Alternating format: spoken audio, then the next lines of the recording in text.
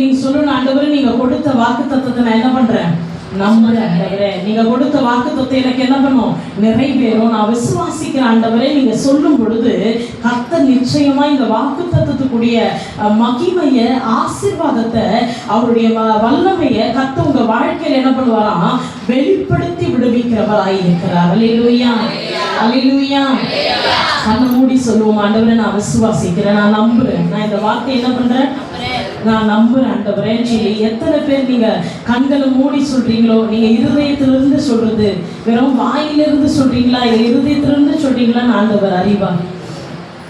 நான் உங்க வார்த்தையை நம்புறேன், உங்க வார்த்தை எனக்கு அற்புதம் நடக்கும் என்பதை நான் விசுவாசிக்கிறேன். இந்த வாக்கு தத்துவம் எனக்கு பெரிய காரியம் செய்ய ஆண்டவரேன்னு சொல்லி நீ நம்பும் பொழுதும், விசுவாசிக்கும் பொழுதும் தான் ஆண்டவர் எல்லாவற்றையும், சகலத்தையும் நன்மைக்கு எதுவாக என்ன பண்றாரா, அவர் செய்து முடிக்கிற தேவனாய் இருக்கிறார். அல்லேலூயா.